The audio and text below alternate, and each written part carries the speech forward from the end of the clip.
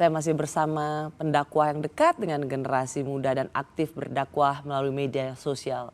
Salah satu bukunya yang saya suka adalah Seni Merayu Tuhan dan Tuhan Ada di Hatimu, Habib Djafar. Bib, kita sudah sampai di bagian yang terakhir. Kita ingin supaya tidak ada rasanya satu negara yang kemajemukannya itu seperti di Indonesia. Luar biasa. Bagaimana kita sebagai refleksi Idul Fitri ini, bagaimana kita tetap mengokohkan nilai-nilai toleransi. Nggak perlu juga terlalu takut bahwa kalau kita toleran, kalau kita misalnya terlalu dekat dengan agama lain, maka seperti tidak membela agama sendiri. Apa sebenarnya refleksi Idul Fitri kali ini dari seorang Habib Djafar? Iya, kita itu negara yang paling beragam di dunia, di antara salah satunya, yang bahkan untuk menyebut martabak manis aja, kita itu punya 7 sebutan yang berbeda. Ada yang menyebutnya terang bulan, ada yang menyebutnya kue Bandung. Kita itu ada 700 lebih bahasa, ribuan suku dalam satu bangsa dan negara, yaitu Indonesia. Sedangkan di Arab sana, satu suku banyak negara. Di sini banyak suku, satu negara. Maka kita berhasil melewati tantangan itu. Toleransi menjadi salah satu DNA bangsa ini. Karena itu salah satu pondasi bangsa ini adalah Bhinneka Tunggal Ika. Namun kita harus tahu bahwa di luar sana ini sedang menjadi tantangan. Di Timur Tengah misalnya, dan di beberapa negara baik di Eropa maupun di Amerika dan Afrika. Karena itu ini harus kita waspadai. Maka apa yang harus kita bangun sebagai tantangan saat ini adalah era baru yang disebut dengan era digital. Kita menghadapi era baru yang disebut era digital, dan generasi baru yang milenial itu sudah relatif tidak lagi relevan. Tapi ada Gen Z dan Gen Alpha yang sedang menunggu kita dengan tipologi karakternya sendiri-sendiri. Karena itu menurut saya tantangan utama sekarang itu adalah silaturahmi. Apa yang menjadi DNA Idul Fitri kemarin. Pertemuan. Karena kita sekarang hidup dalam dugaan dan prasangka.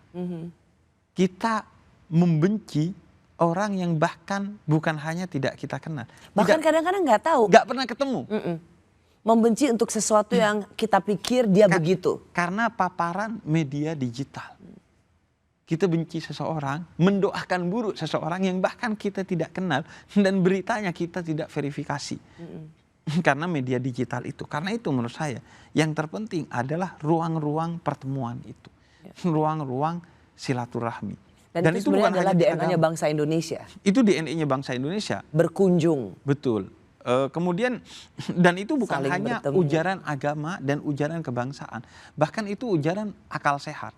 Seorang filosof namanya Habermas, dia bilang seharusnya yang menjadi ruang terbesar adalah public space.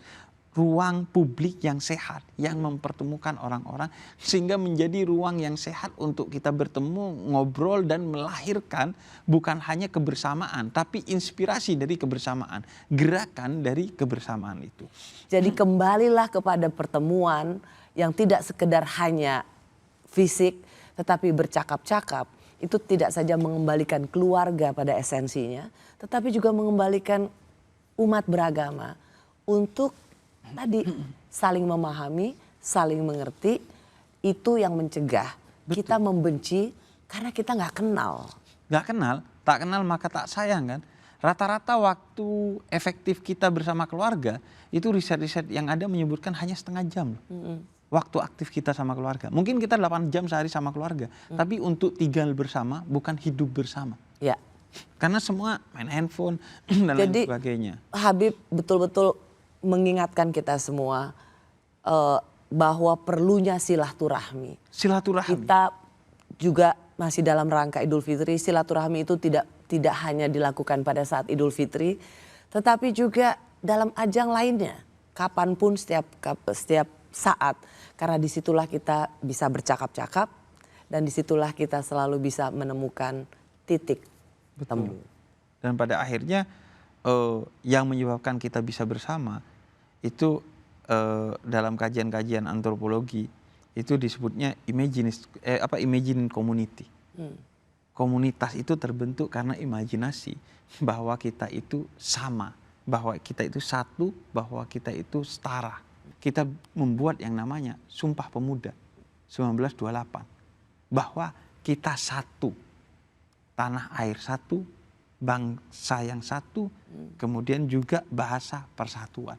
Itu imajinasi itu, dan secara budaya juga itu berjalan. Sesama orang Jawa nyebutnya dulur, sesama orang Madura nyebutnya tretan, ada yang nyebutnya wong kito, ada yang menyebutnya saudara dan lain sebagainya. Mengembalikan kembali kesadaran berimajinasi bahwa kita adalah sama.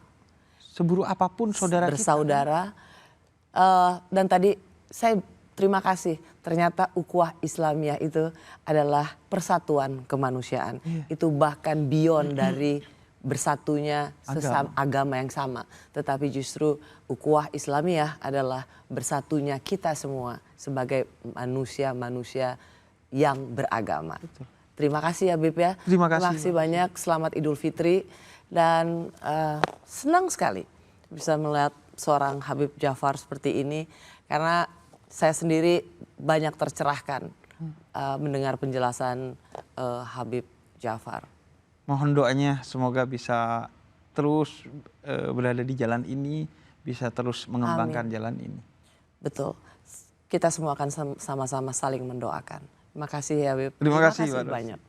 Terima kasih bagi Anda terutama yang telah menyaksikan Rosi malam ini. Saya Rosiana Silalahi. Sekali lagi selamat merayakan kehangatan Idul Fitri. Selamat berkumpul bersama keluarga. Tetaplah di Kompas TV, independen, terpercaya.